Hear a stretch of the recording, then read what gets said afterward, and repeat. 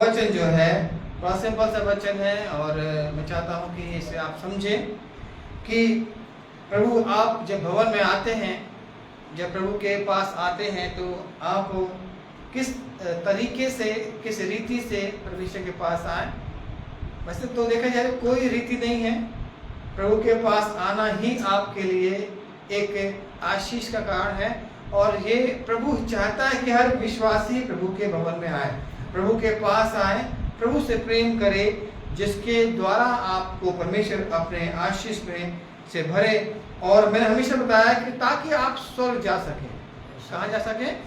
स्वर्ग जा सकें, अच्छे से स्वर्ग जा सकें, ताकि प्रभु की महिमा आपके जीवन में होती रहे। मेरा आज का विषय जो है बड़ा सिंपल है, दो प्रार्थना करने वाले। क्या है? दो प्रार्थना करने वाले। दो, बाइबल में दो की गिनती बहुत दी गई है। मैंने पहले भी आपको संडे में बहुत सी बातों को बताया, दो के बारे में बताया था।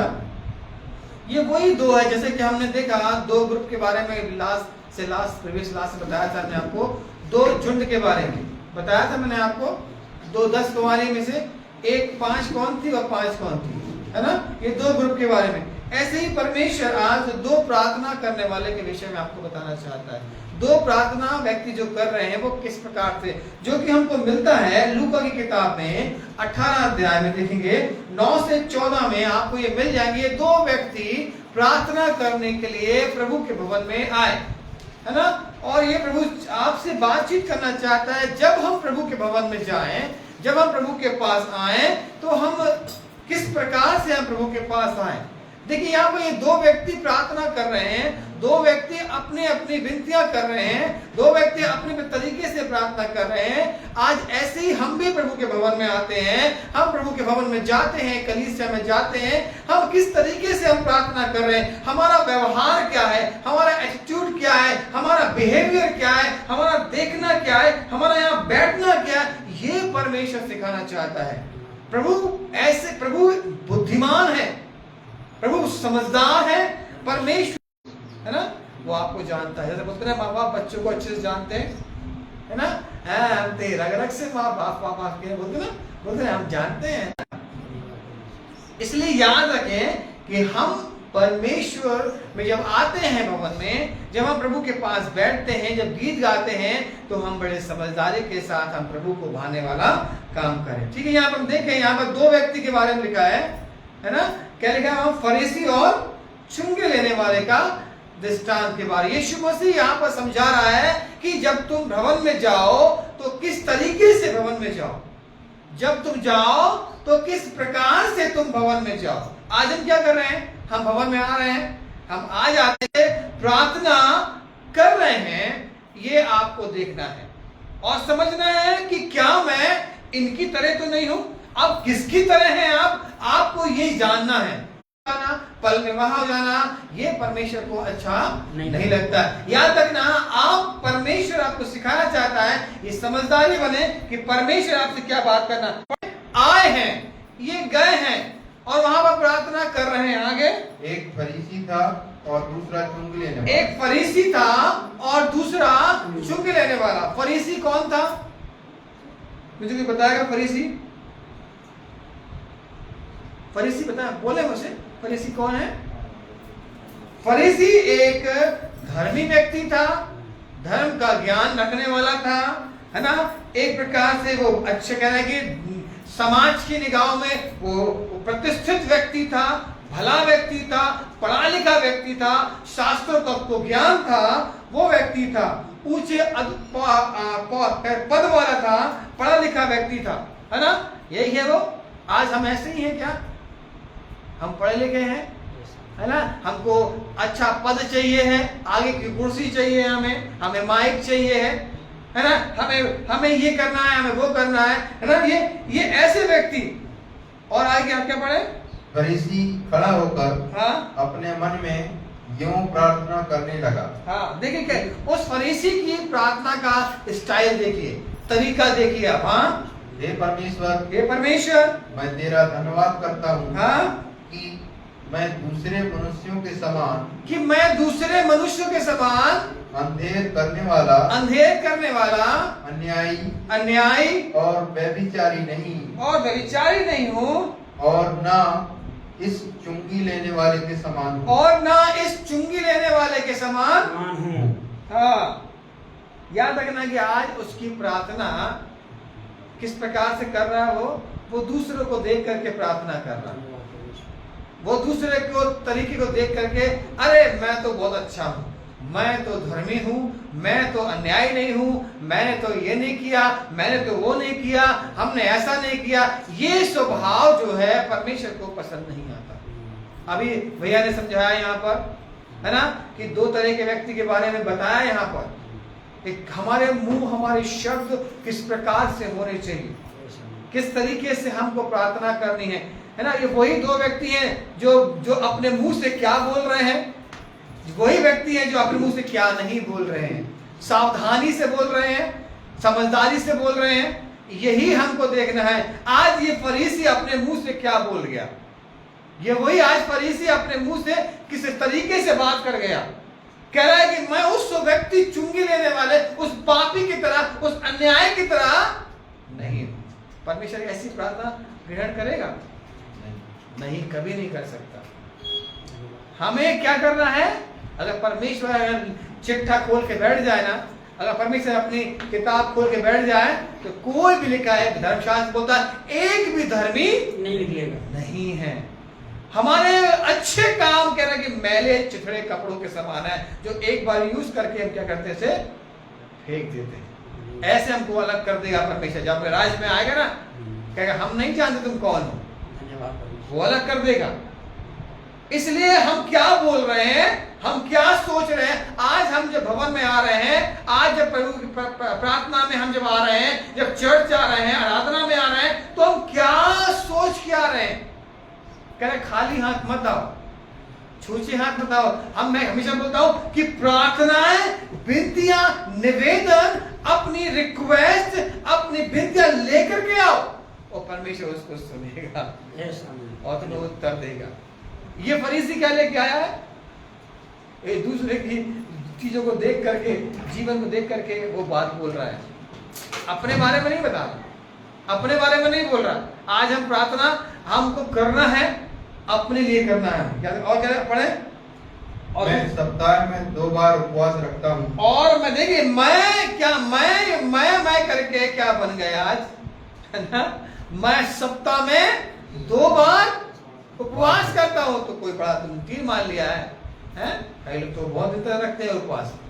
परमेश्वर के ऐसे उपवास पसंद नहीं है। हाँ, मैं अपनी सब कमाई का मैं अपनी 10वां अंश भी देता हूँ। मैं अपनी कमाई का 10वां अंश भी देता हूँ। कि बाइबल में लिखा हुआ अपनी कमाई का 10वां अंश देना। ये इसका मतलब ये वो जानता था कि हमें क्या क्या करना चाहिए। उपवास भी करना चाहिए, प्रार्थना करना चाहिए, इसलिए वो आया वहां पर प्रार्थना करने के लिए, है ना। वो दान भी कहा गया, जो दान भी दिया करता था, वो सब करता था, है ना।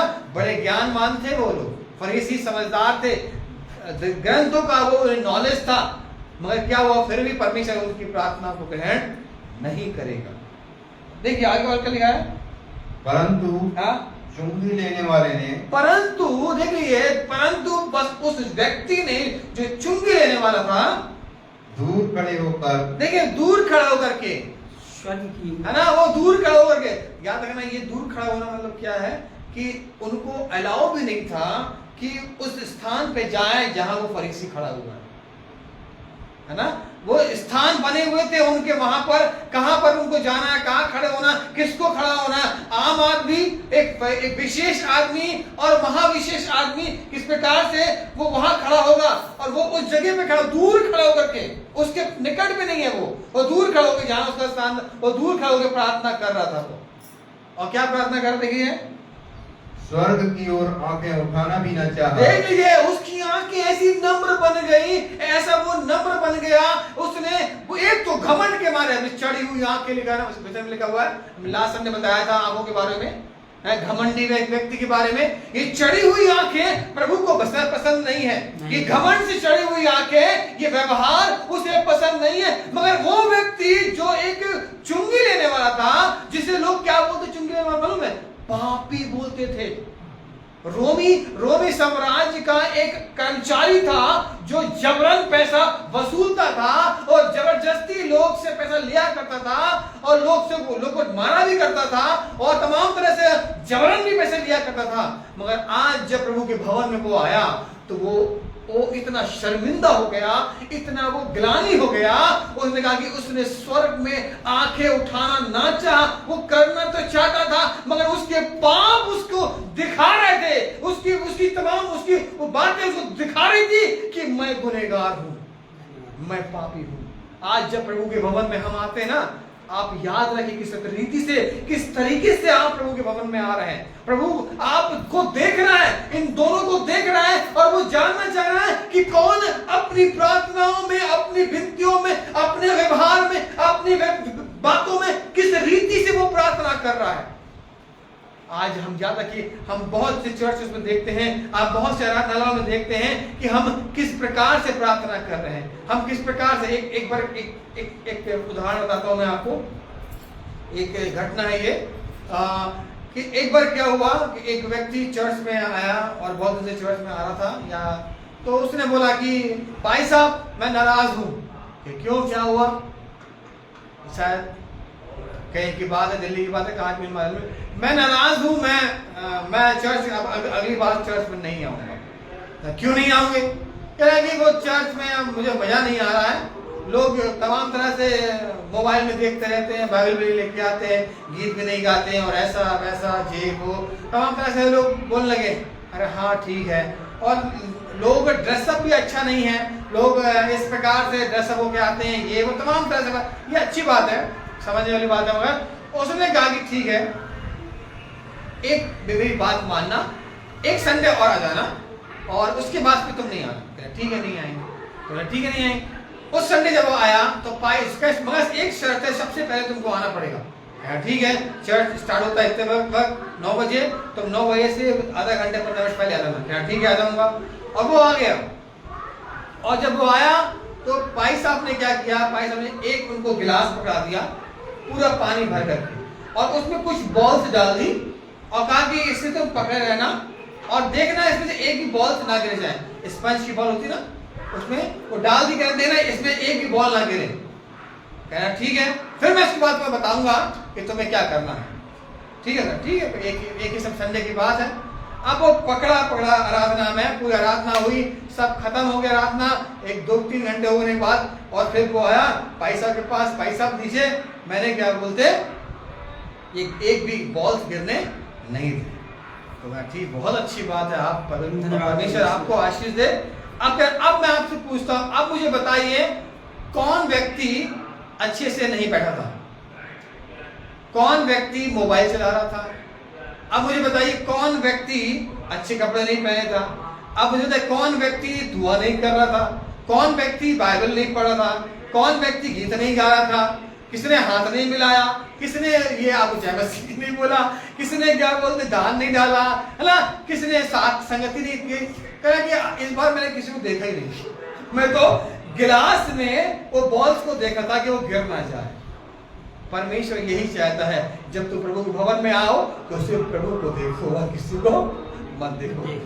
आज यही गिरने का कारण है, आज यही पतन का कारण है। हम क्यों गिर जाते हैं? हम दूसरों को देख रहे हैं। ये चुंगी लेने वाला क्या कह रहा है? अरे वो पापी आ गया, मैं इसके समान नहीं हूं, मैं इसकी तरह नहीं हूं। हमारी प्रार्थना वहीं समाप्त हो जाती, याद रखना। प्रभु आपसे कह रहा है कि आप अपने आप को देखो, अपना वचन सारे टूटा हुआ मन प्रभु को ग्रहण योग्य है।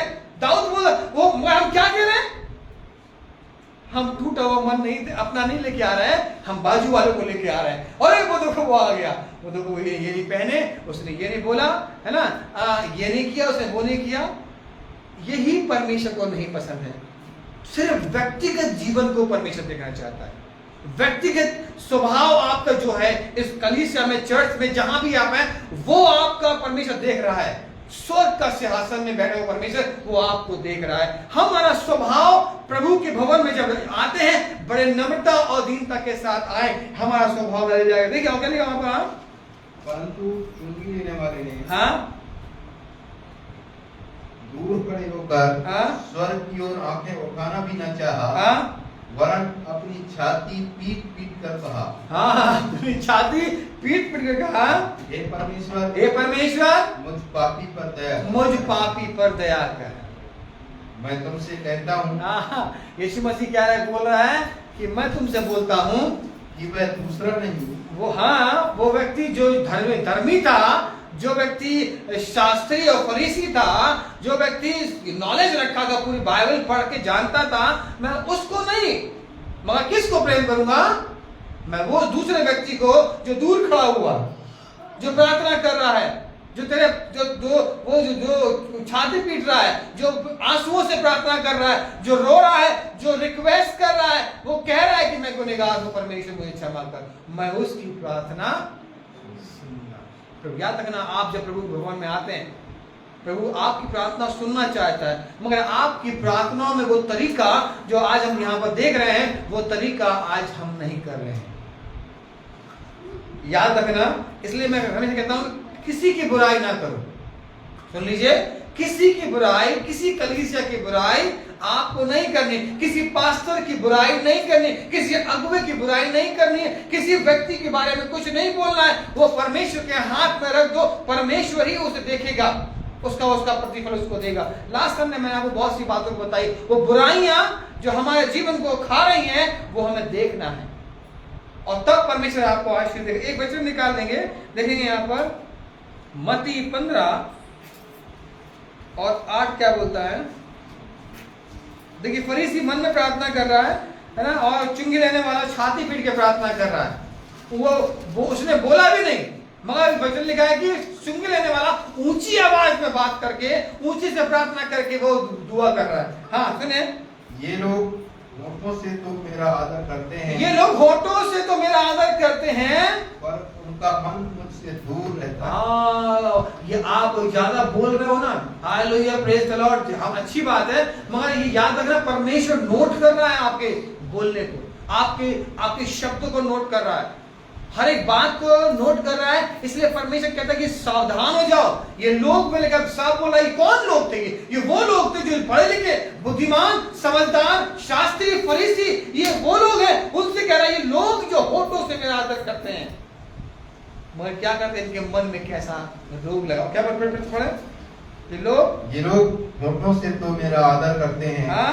पर उनका मन मुझसे दूर रहता है। याद रखना, ये हम ऐसे तो नहीं है यहाँ पर, हम लोग आज चर्च में बैठे हैं, ऐसे तो नहीं है, जो सुन रहे हैं ऐसा तो नहीं है ना? बोले हैं कि नहीं? हाँ या ना बोले? नहीं बोल रहे हैं। मुझे लग रहा है कि हम शायद उसी के समान हम आए हैं, मिलते जुलते। इसलिए याद रखना, आप अपने जीवन को प्रभु के हाथ में सौंप रहे हो, तो उस तरीके से प्रार्थना करो, उस व्यवहार से प्रार्थना करो, ताकि प्रभु को ग्रहण योग्य आपकी प्रार्थना चले। हालेलुया। हर एक चंगाई की प्रार्थना, हर एक विश्वास की प्रार्थना प्रभु ग्रहण करेगा। जब टूटा हुआ मन जब प्रभु को ग्रहण योग्य होगी, साफ लिखा हुआ है ना। हम टूटे हुए मन से प्रभु के पास आए और प्रभु हमको आशीष देगा। ठीक है, तो देखिए, मन में प्रार्थना कर रहा फरीसी, और चुंगी लेने वाला छाती पीट करके ऊंची आवाज से प्रार्थना कर रहा है। ठीक है, प्रभु आपको आशीष दे। एक और निकाले, भजन संहिता 139,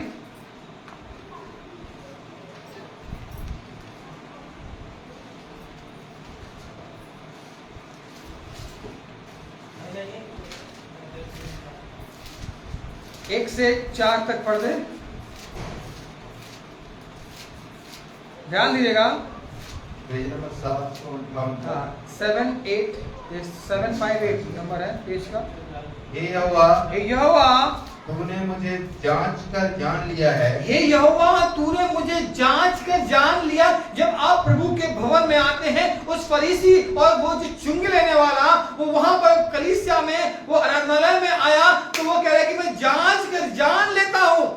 हाँ, तू मेरा उठना बैठना जानता है। तू मेरा उठना बैठना जानता है। फरीसी बड़े इतरा करके, वो ऊंची मन में हाथ उठा करके वो तमाम तरह से प्रार्थना कर रहा है, मगर वो क्या बोल रहा है? चुंगी लेने वाला, वो उसने अपनी आंखें स्वर्ग की ओर उठाना भी ना चाह, लिखा है।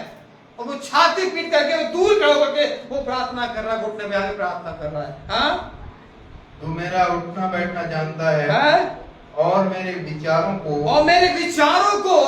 दूर ही से समझ लेता है।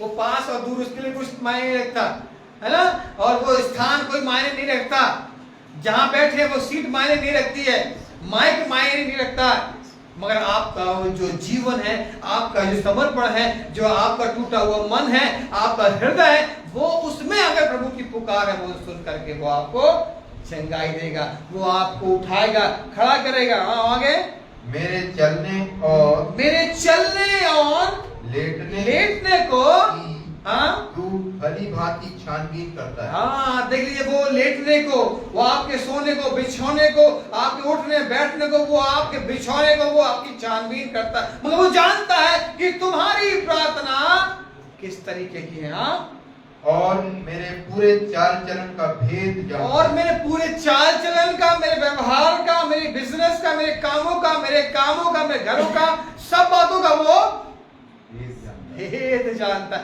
उसको मालूम है। हाँ, हे यहोवा, मेरे मुंह में ऐसी कोई बात नहीं, मेरे मुंह में ऐसी कोई बात ना आए, प्रभु से विनती करें। जिसे तू पूरी रीति से ना जानता।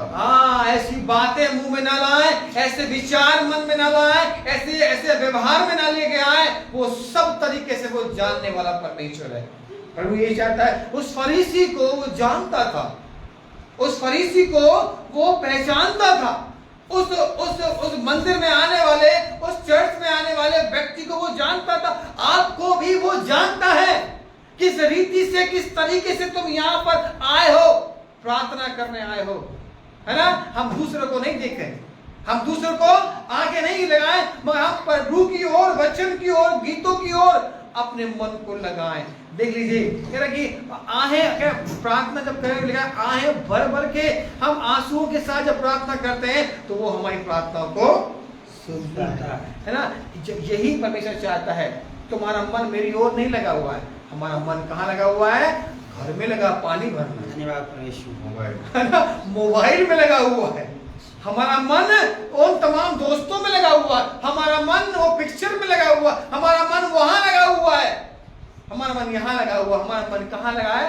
प्रभु में नहीं लगा है। वो मन को जांचने वाला परमेश्वर है, उस मन में कौन है। इसलिए लिखा, याद रखना कि परमेश्वर वो जांचता है, जानता है कि तुम कहाँ खड़े हो, किस स्थान में खड़े हो। ऊंचे पद स्थान में भी खड़े होगे ना, तो वो भी जानता है। तुम मत सोचो क्या बोलते हैं, तुम उसी जगह पे खड़े, आगे खड़े हो, आगे बैठे हो, तो तुमको अधिक आदर मिलेगा, रिस्पेक्ट मिलेगी, है ना। प्रभु देखता है। वैसे नीति वचन 21 निकालें,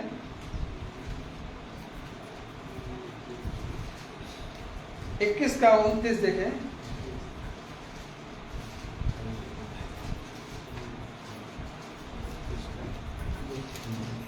दुष्ट मनुष्य, हाँ, दुष्ट मनुष्य, कौन दुष्ट है?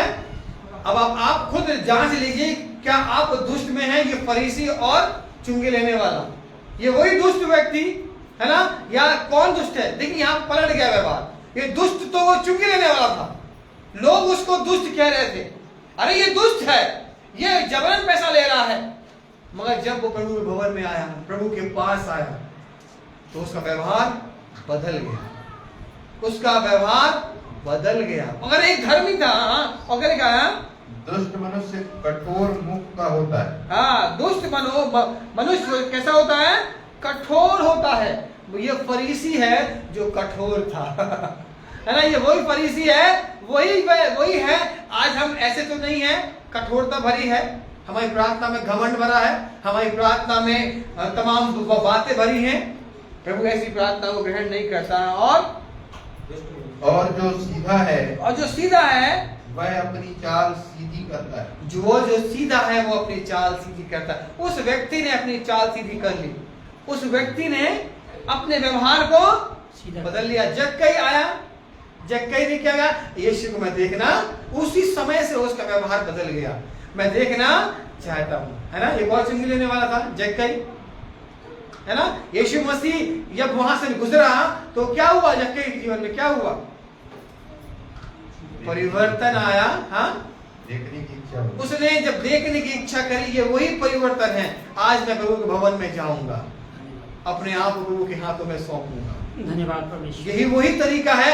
मेरी इच्छा हुई, है ना। हम लोग गीत गाते ना, जब किसी ने मुझसे कहा चलो प्रभु के घर को चले, है ना, गीत गाते ना, मेरा मन, ये वही पवित्र आत्मा है जो आपको उभार रहा है। मैं हमेशा बोलता हूं, ये पवित्र आत्मा है जो आपसे कह रहा है चलो भवन की ओर, प्रभु की ओर चले, प्रभु के वहां चले।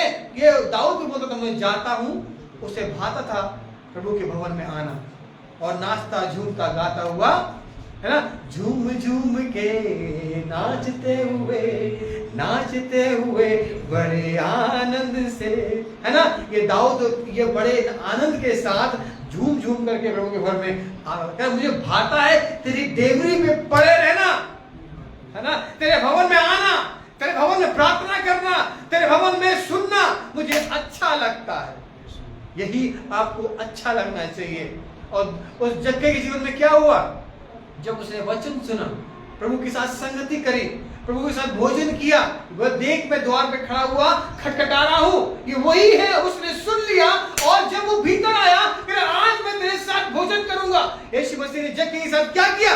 भोजन किया और कहा कि आज इस घर में उद्धार आया है। तो उसने उद्धार के बाद अपने जीवन को देखो उसने बदल दिया, अपनी राह बदल दी, अपने व्यवहार बदल दिया और वो वही राह चला गया।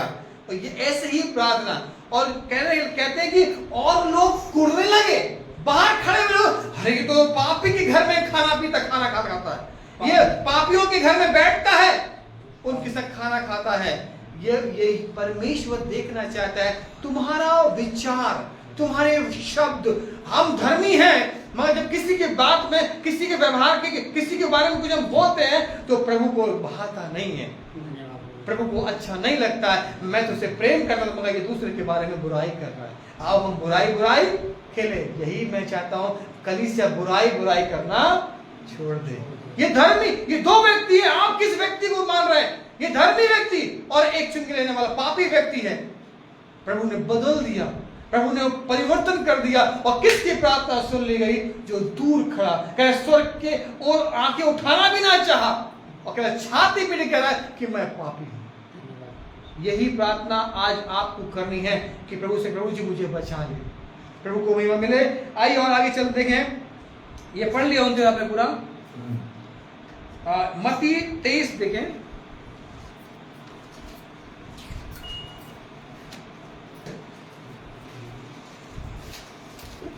मत्ती 23 का 13 और 14।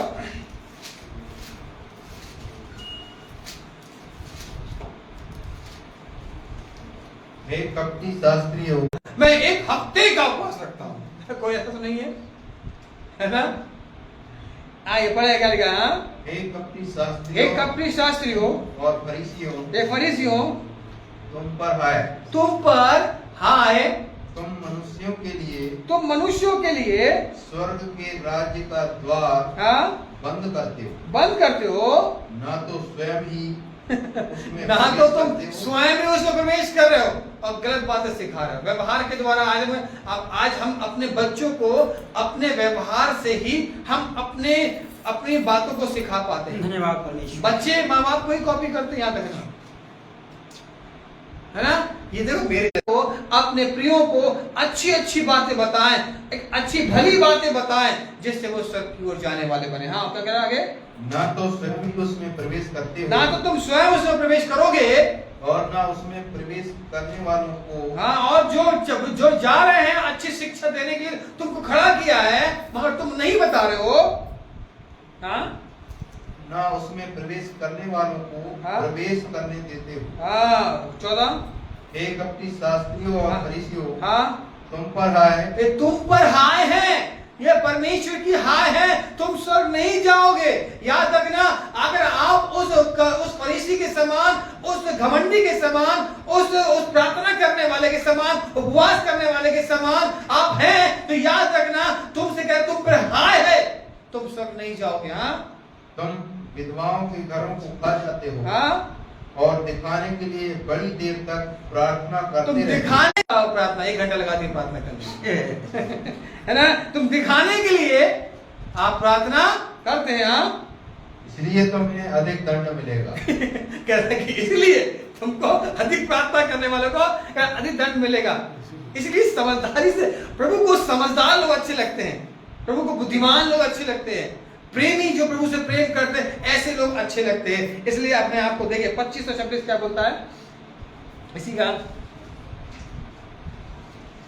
हे कपटी शास्त्रियों एक कपटी शास्त्री फरीसियों, तुम पर हाय, तुम कटोरे और थाली को हाँ, ऊपर से तो मांजते हो, तुम कटोरे और थाली को अपने जीवन को ऊपर से तो मांजते हो, दिखाने के लिए करते हो, हाँ, परंतु वे भीतर अंधेर, भीतर तुम्हारे जीवन में, तुम्हारे लाइफ में क्या है, वो अंधेर और असंयम से भरे हुए। हाँ, वो अंधेर भरा हुआ है। ये आपको मालूम है कि यीशु मसीह के पास जगह परखने के लिए यीशु मसीह के पास क्या करने लगे कि एक पापिन स्त्री को लेके आए, एक परखने के लिए, आओ परखें, बाइबल में कई जगह लिखा है आओ परखने के लिए उनको, वो समझ, जिसने कोई पाप ना किया हो वही पहला पत्थर मारे। अब देख लीजिए परमेश्वर ऐसे ही बात करता है, और लिखा वहां पर से सब चले गए, सब चले गए। को कह यीशु मसीह बोला कि तुम्हें किसी ने दंड नहीं दिया, तुम जाओ, चली जाओ। परमेश्वर देखिए, मरो, कोई भी ऐसा व्यक्ति नहीं है जो उसने पाप ना किया हो, और परमेश्वर लेखा लेगा। तो याद रखना, हर एक पहला 16 पेज बता रहा हूं मैं आपको, 348 नंबर पेज 348, 16 का 7 देखेंगे एक बार, पेज नंबर 348 है पेज नंबर। पारे भाई, परंतु यहोवा ने शमूएल से कहा, हाँ, ना तो उसके रूप पर दृष्टि कर, हाँ, और ना उसके कद की ऊंचाई पर। याद रखना, परमेश्वर देखता है हमको, मन के अंदर देखता है, हमारे जीवन के अंदर देखता है। यही वो बात बता रहा है। आपको मालूम है यहाँ पर कौन किसके बारे में बात हो रहा है, वो पढ़ देना क्या लिखा है, हाँ? परंतु यहोवा ने शमूएल से कहा, हाँ? ना तो उसके रूप पर दृष्टि कर, हाँ? और ना उसके कद की ऊंचाई पर, हाँ? क्योंकि मैंने उसे अयोग्य जाना है। क्योंकि मैंने उसे अयोग्य जाना है, वो ऊपरी दिखावे को अयोग्य जाना है, हाँ? क्योंकि यहोवा का देखना, क्योंकि परमेश्वर का देखना चीज मन पे लगी रहती है यार। वो देखता, वो जानता, जांच कर जान लिया उसने तुम क्या हो, तुम कहां बैठे हो, क्या कर रहे हो, वो कहां पर हो, किस तरीके से तुम आए हो, किस तरीके से तुम प्रार्थना कर रहे हो, किस तरीके से तुम्हारा व्यवहार है, वो सब जानता है ना। वो फरीसी ने मन में इठला करके प्रार्थना करी, वो खुश हो गया, ओह मैं ऐसा नहीं हूं, अरे मैंने ये किया है, मैंने वो किया है। और दूसरे व्यक्ति ने छाती पीट करके रो करके प्रार्थना करी, मुझ पर दया कर, मैं पापी हूं। यही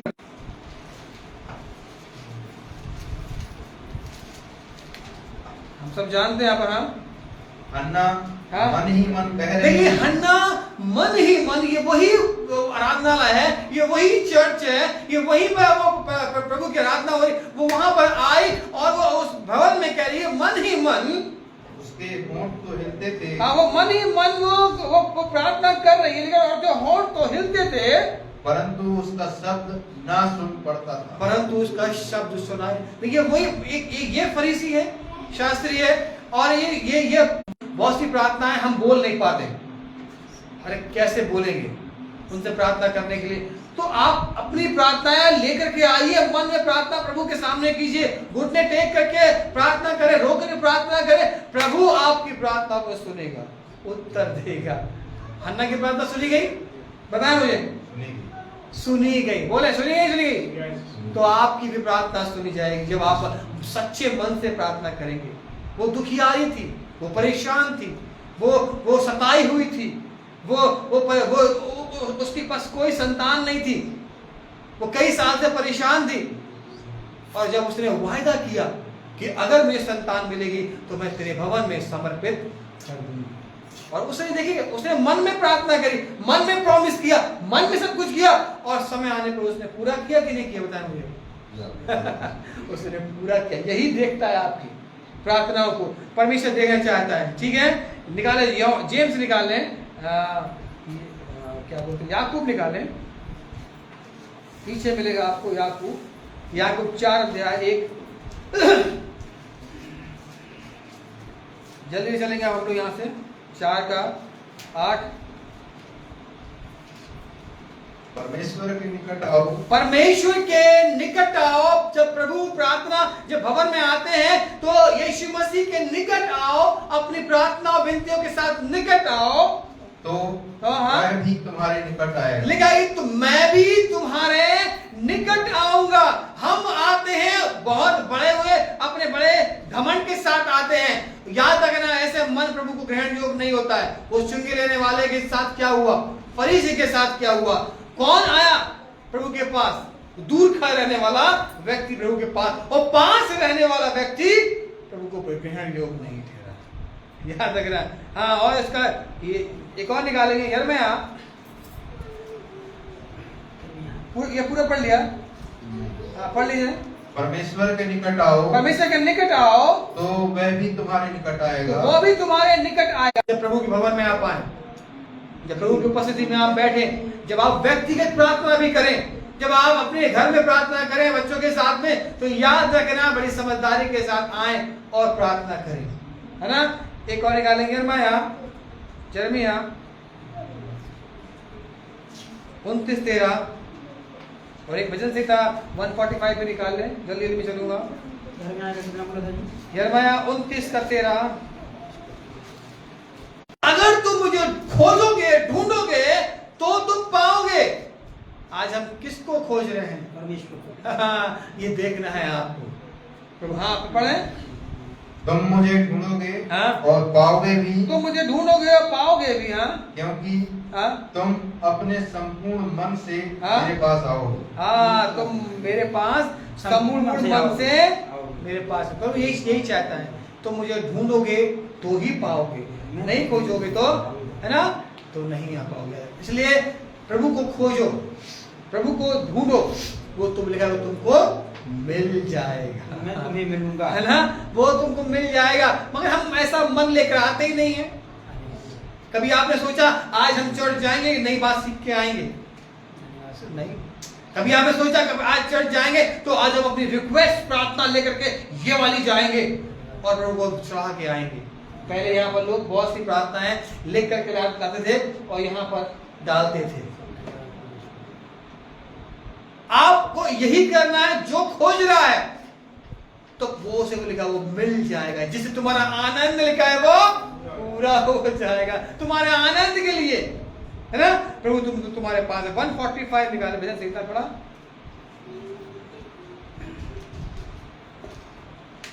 18 देखिए क्या लिखा है।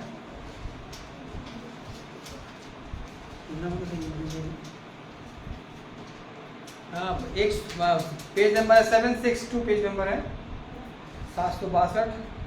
जितने यहोवा को पुकारते हैं, जितने भी प्रभु को पुकारते हैं, ये सब के लिए है। याद रखना, ये वो दो तरह के लोग हैं। ये आपसे बात कर रहा है कि जितने भी उसे पुकारेंगे। आप ये मत सोचो कि आप क्या बोलते हैं, बहुत ज्ञान हो गया, आपको बहुत समझदार हो गया। आपको मालूम है, एक व्यक्ति था, ये रियल की बात है, एक व्यक्ति था, वो बाइबल को इतना पढ़ते थे और वो रेड निशान और ये निशान और कई बाइबल को चेंज कर दिया करते थे, मगर आज भी उनसे भाई से नहीं बनती। तो ये बाइबल पढ़ने का कोई मतलब नहीं।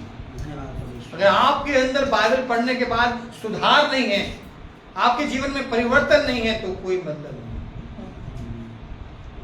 आप कितने बड़े प्रचारक बन जाए, पास्टर्स बन जाए, आप कितने बड़े भी पीएचडी की हो आपने, कितने भी आपने थियोलॉजी की हो, मगर याद रखना, अगर आप देख लो, क्योंकि प्रभु के जो लोग होते हैं ना, अपनी गलतियों को पहचान जाते हैं।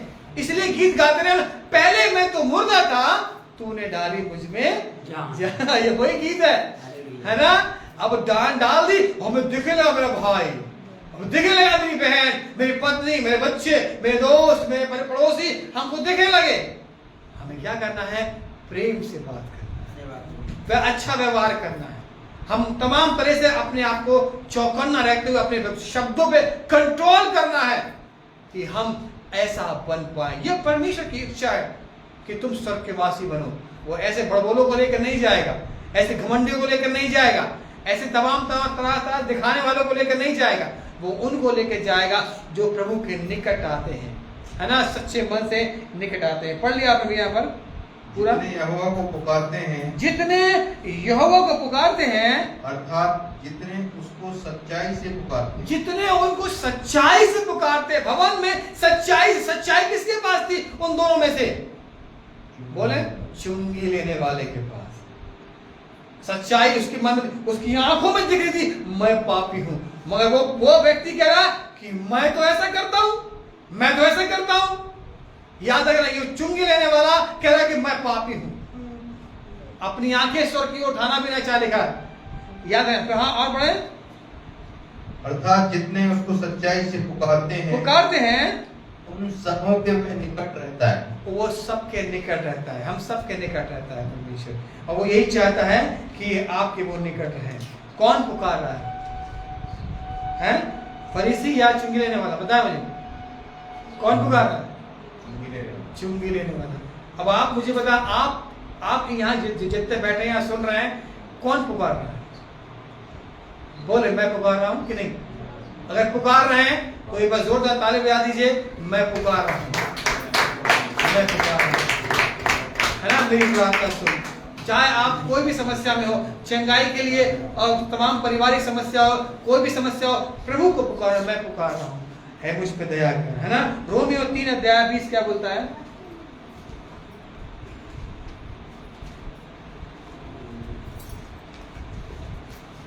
मैं जल्दी से खत्म करूंगा। रोमियो 3 उसका 20 देखिए क्या लिखा है, पेज नंबर 211।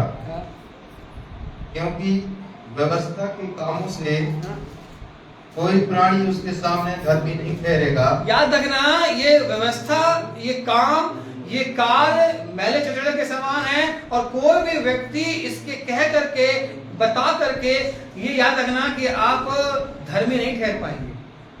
हम और आपको धर्मी बनाना चाहता है, आपके व्यवहार को बदलना चाहता है, आपके जीवन को बदलना चाहता है। चुंगी लेने वाले किस प्रकार से भवन में आया, और आज आप किस प्रकार से भवन में आए और आते हैं, याद रखना, है ना।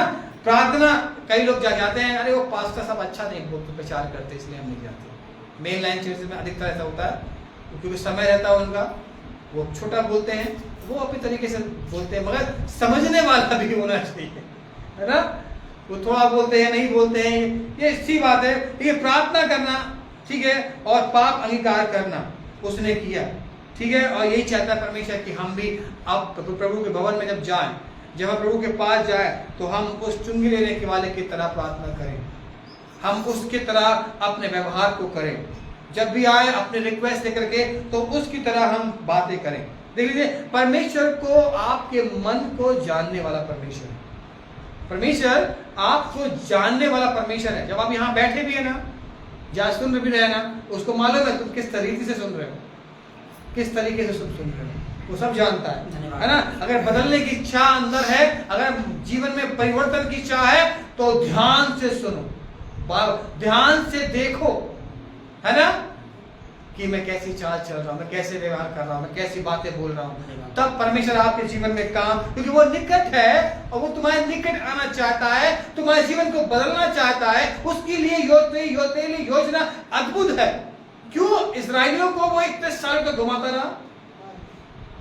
क्यों आज हमको क्यों वो इन बातों में घुमाता रहता है? क्योंकि हम नहीं पहचान पा रहे हैं, हम अपना समर्पण नहीं दे पा रहे। इजरायली कहते हैं कि वो 3 दिन का रास्ता था, अगर वो चाहता तो वो उसी 3 घंटे में वो पहुंच जाते, मगर क्या हुआ, वो परमेश्वर के प्रति वो ईमानदार नहीं थे, परमेश्वर से वो प्रेम नहीं कह रहे। अभी इनके अंदर कुछ बाकी तो और घुमाओ, अभी और घुमाओ, है ना, ताकि मगर फिर भी वो नहीं आ पाए। ऐसा ना हो कि हम उस कठोरपन से, उस व्यवहार से, उस बोलचाल से, उन शब्दों से, उन कटु बातों से, उन तरीकों से हम प्रभु को नाराज कर दें। और हम स्वर्ग में ना जा पाए। इसलिए किसकी प्रार्थना सुनी गई?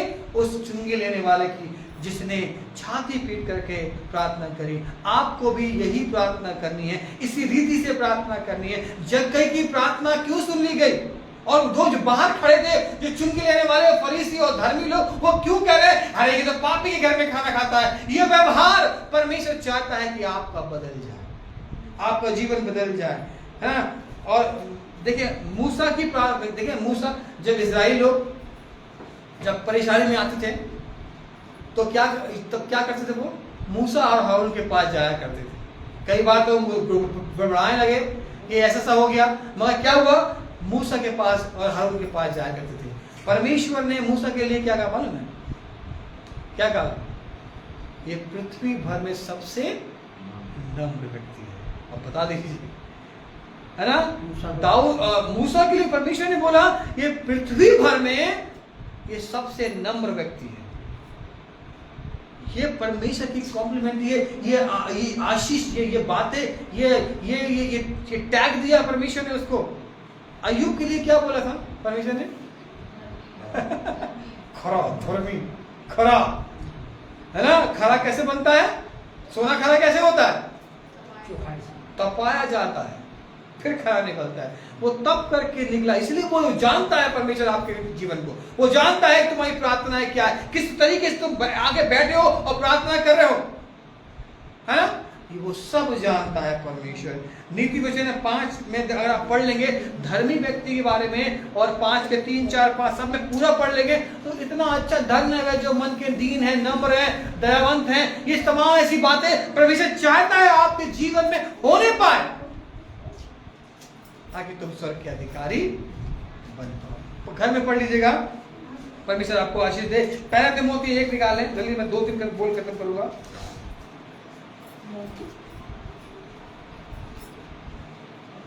निकाले यहाँ पर एक, पहला तिमोथियों 1:15 में लिखा है, कौन बोलता है यहाँ पर मैं पापी हूँ? यह बात सच और हर प्रकार से मानने के योग्य है कि मसीह यीशु पापियों का उद्धार करने के लिए जगत में आया, जिनमें सबसे बड़ा मैं हूँ। इस कह रहा है कि मैं सबसे, कौन कह रहा है यहाँ पर? बताया कौन कह रहा है यहाँ पर? कौन बोले? सब लोग कौन कह रहा है? अरे बोले, पौलुस बोले ना। पौलुस बोल रहा है कि मैं सबसे बड़ा पापी हूं। अब बताइए, परमेश्वर ऐसी प्रार्थना को सुन। आपको ये बोलना, आपको हर दिन बोलना जरूरी है कि मैं पापी हूं। आपको मालूम है, मैं पढ़ाऊंगा लूका 23 में आपको 42 में और 43 में मिल जाएगा। आप जानते हैं कि जब यीशु मसीह को क्रूसीफाई किया जा रहा था तो उनके आजू बाजू कौन लड़के थे? वही फिर 2 आ गया ये वही 2 आ गया। ये चुंगी लेने वाला समझ लीजिए आप, ये 2 लोग थे। ये वही 2 बार-बार यीशु मसीह बाइबल में पढ़ते हैं 2 के बारे में, है ना। 2 झुंड के बारे, 2 ग्रुप के बारे में, रात और दिन के बारे में पढ़ते हैं। ये वही 2 लोग हैं जो मान रहे हैं, और एक जो है जो नहीं मान रहा है। आप किस में है, ये आपको डिसाइड करना है। ये एक डाकू जो वहां पर था, वो क्या बोलता है कि जब तू अपने राज में आए तो मुझे स्तुति, मेरे ऊपर स्तुति लेना, मुझे ध्यान देना। एक कह रहा है अरे तू अपने आप को बचा, मुझे बचा, इसे बचा, सबको बचा। नहीं बोल रहा था, हमको उतार यहां से, हमको बचा ले, अपने आप को बचा, मुझे बचा। उसने क्या, उसने कबूला। हम तो, एक क्या बोलता है, मैं तो पापी, एक बोलता है हम तो पापी। हम अपने दंड का सही इनाम पा रहे हैं, सही परिणाम पा रहे हैं। मैं पापी, यही गुण प्रभु को अच्छा लगता है। जब हम कहते हैं मैंने गलती करी, हम अपनी गलती कभी नहीं मानते, अपनी बुराइयों को कभी नहीं देख पाते। याद रखना, प्रभु यही चाहता है कि हम देख पाए कि मैं पापी हूं, मैंने गलत काम किया, तब परमेश्वर आपको वहां से निकाल देगा। याद रखना, भजन संहिता 51 का 9 में क्या बोलता है?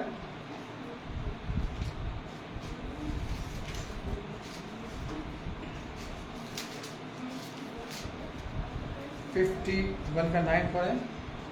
अपना मुख मेरे पापों की ओर से फेर ले। हाँ, ये प्रार्थना आपको करनी है, मैं पापी हूँ, और ये कहना है कि मेरा, फिर से बता लिया, अपना मुख क्या लिखा है, मेरे पापों की ओर से फेर ले। हाँ, एक प्रभु से कहना है कि मैं पापी हूँ, आप मेरे पाप को मेरे ऊपर से अलग कर दे, अपना मुंह फेर ले परमेश्वर। जब आप ये प्रार्थना करेंगे, याद रखना, और क्या लिखा है, और मेरे सारे अधर्म के कामों को मिटा डाल। और मेरे सारे अधर्म के कामों को मिटा डाल। ये चुंगी लेने वाले ने यही प्रार्थना वहां पर करी। ये चुंगी लेने वाले दूर खड़े रह करके, छाती पीट करके यही प्रार्थना उसने करी कि मेरे पाप को मुझसे, मैं पापी हूं, लिखा को होता है, मैं पापी हूं, मेरे पाप को मुझसे अलग कर दे।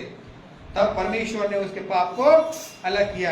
मत्ती 15 और 22 और एक लूका 18-38 निकाले, मैं खत्म कर रहा हूं यहां पर बस।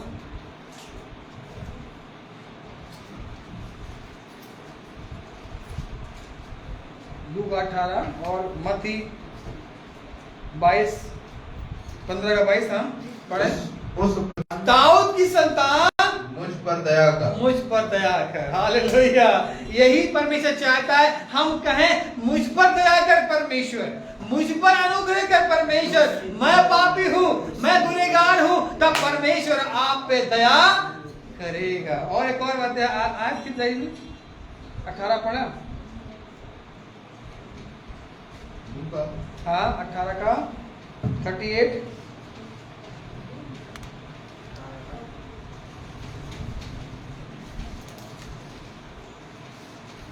एक 116 नंबर पेज है,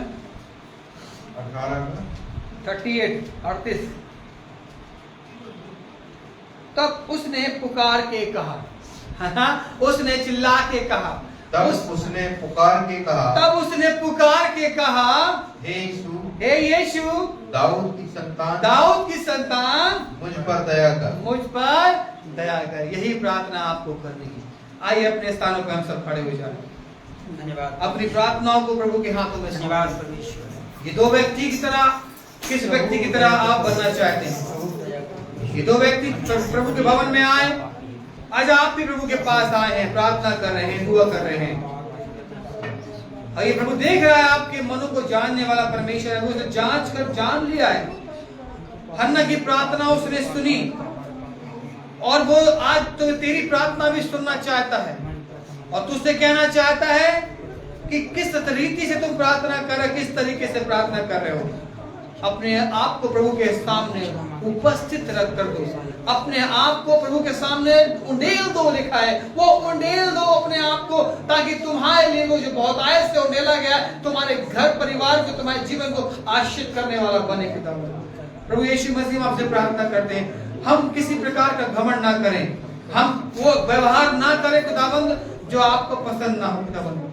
प्रभु जी तूने हमें अपने आशीष से, बरकतों से भरा खुदाबंद, हम उसको धन्यवाद करते हैं खुदाबंद कि तूने हमें दिया खुदाबंद। हाँ खुदाबंद, हम गुनहगार हैं खुदाबंद, प्रतिदिन जाने अनजाने में हम बहुत से पाप कर जाते हैं खुदाबंद, हम उसके लिए माफी मांगते हैं खुदाबंद, हमें क्षमा कर खुदाबंद। ऐ परमेश्वर, ऐ दाऊद की संतान, मुझ पर दया कर खुदाबंद, इस कलीसिया पे दया कर खुदाबंद। हाँ खुदाबंद, वो छाती पीट करके वो चुंगी लेने वाला वो पापी व्यक्ति कह रहा है कि मैं गुनहगार हूँ, प्रभु जी मुझे क्षमा कर खुदाबंद, प्रभु जी मुझे क्षमा कर, मेरे गुनाह मेरे से ऊपर से अलग कर खुदाबंद, हमें मुझे हिम की मानी श्वेत कर दे खुदाबंद।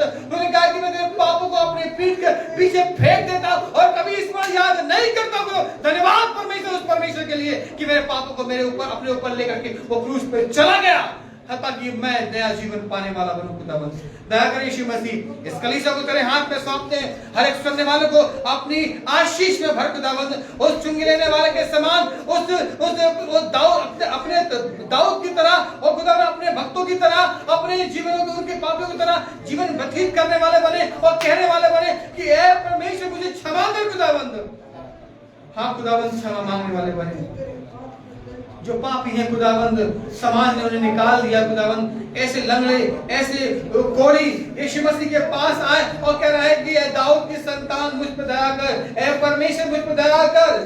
परमेश्वर ने उन्हें सचमुच उनकी प्रार्थनाओं को सुन लिया। प्रभु जी यहाँ बैठे हुए और सुनने वाले की प्रार्थनाओं को सुनना खुदावंद, तेरे भवन में आए खुदावंद, तेरे वचन में साफ लिखा है जो कोई तेरे भवन की ओर, यरूशलेम की ओर आगे उठा करके प्रार्थना भी करता है, उसकी प्रार्थना सुन ली जाती खुदावंद। हम धन्यवाद करते हैं खुदावंद, हम तेरे भवन में हैं खुदावंद, तू हमारी प्रार्थनाओं की ओर ध्यान देने वाला परमेश्वर है खुदा। प्रभु जी हर एक बीमारी को मैं आज्ञा देता हूँ यीशु के नाम से निकल जा खुदावंद। हाँ खुदावंद, हर एक तंगी हालत, हर एक समस्या परेशानी यीशु के नाम से निकल जा खुदावंद। हाँ खुदावंद, हमारी प्रार्थना को सुनने वाले परमेश्वर धन्यवाद करते हैं। हमारे लिए मार्ग तैयार करने वाले परमेश्वर आपका धन्यवाद खुदावंद। ओ मार्ग तैयार कर खुदावंद, एक चौड़े मार्ग में और एक पतले मार्ग में। हाँ खुदावंद, धन्य वे जो सकरे मार्ग में जाते हैं, हम धन्यवाद करते हैं वो सकरा मार्ग, स्वर्ग का मार्ग तेरे पास से होकर गुजरता है खुदावंद। हाँ खुदावंद, बड़ी कठिनाइयां हैं, बड़ी मुश्किलें खुदावंद हम जानते हैं, मगर तू हमें संभालने वाला परमेश्वर खुदावंद। दया कर यीशु मसीह, दया कर यीशु मसीह, इस कलीसिया को तेरे हाथ में सौंपते, हर एक सुनने वालों को अपनी आशीष को दे खुदावंद, ताकि हम तेरे पास आने वाले बने खुदावंद, सच्चे मन हृदय से हम तेरे पास आने वाले बने। धन्यवाद यीशु मसीह, धन्यवाद यीशु मसीह। उस विधवा की प्रार्थना को, उस विधवा के दान को तूने देखा खुदावंद, तूने कहा सबसे अधिक इसी ने दिया खुदावंद। और वो फरीसी सदूकी और तमाम लोग वो कह रहे थे कि इसने तो इतना ही दिया है, थोड़ा दिया है खुदावंद, मगर तू जानता है, मन को जानता है। तुम्हारे बहुत दान को वो देखता है और कम दान को भी देखता है, तुम्हारे अच्छे व्यवहार को और तुम्हारे अंदर से निकले वाले व्यवहार को भी वो देखता है खुदावंद। दया कर यीशु मसीह, हम वो बने जो तू चाहता है खुदावंद, हम वो करें जो तू चाहता है खुदावंद। तेरी मर्जी हमारे जीवन में पूरी हो, इस कलीसिया में हम सबके जीवन में पूरी होने वाली बने। दया कर यीशु के नाम से मांगते हैं, आमीन आमीन। आइए प्रभु की प्रार्थना करें। हमारे पिता तुझे स्वर्ग